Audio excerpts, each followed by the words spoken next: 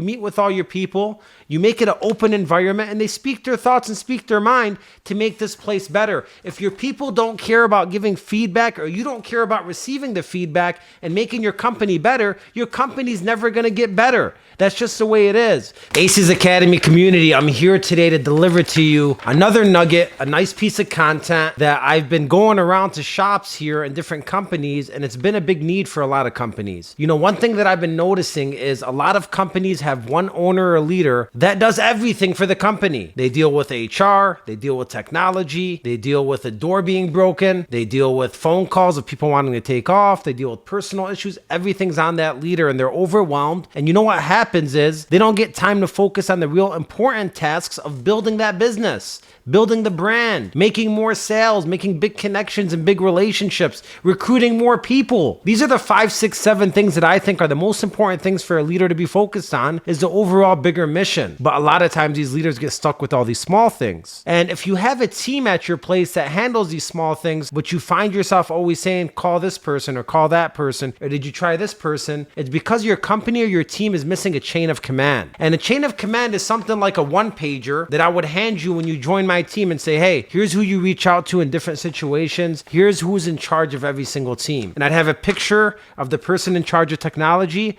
with their phone number and extension and their email. Then I'd have a picture of the person in charge of the coffee area or the assistant with their phone number, face, and email. I'd have a picture of the person in charge of training with their phone number, face, and email. And a picture of every single person that's responsible for something else. And if it's virtual, I'd send it out in an email, or I put it on our homepage somewhere where it stays omnipresent to our people. So that way when something happens, they know exactly who to reach out to give the feedback or to get the help. That's one aspect of it. The second aspect of it is maybe you don't have people on your team. Maybe you don't have people in your company right now. And that's okay. Listen, I started off like that. Everybody starts off like that. But it's very important, the more you grow and the more revenue your company or team makes, you want to start getting players to help you out with certain things that are not worth your time. Could I cut my grass outside? Yes, I could cut my grass outside. I could get a lawn. I could enjoy doing it. Should I cut my grass outside? Probably not, because I could pay $20 for somebody else to cut it, and I could focus that 1 hour on something else that's actually going to grow my business and give me a bigger return on my investment. So if you have a team of players that are all salespeople, then maybe you give some ownership to somebody. Hey, you've been doing a great job. You think you could own this for me for the team?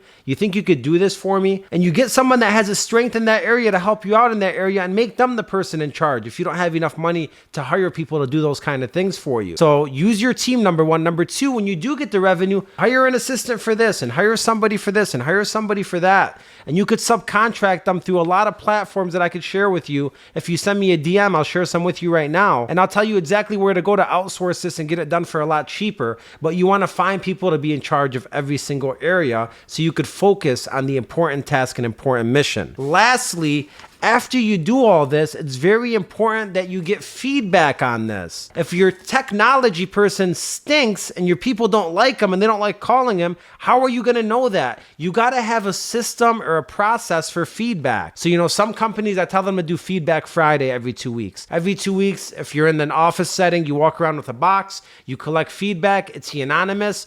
The leader reads it and they go over that feedback with each person and each team to make the company better. If it's virtual, you send an email, you send it out to one person, that person's not allowed to give any names, it's unanimous, or you have a software to make it unanimous and they send feedback that way. Or maybe you do a town hall once a month. So I got a one-pager for you actually. It's right in the Academy, acezacademy.com. Download it. Use it. The chain of command is important. Incorporate it to your company or team. And if you have any questions or concerns or want to speak to me more about this, please send me a message. Let's get connected and let's get to work. Thank you.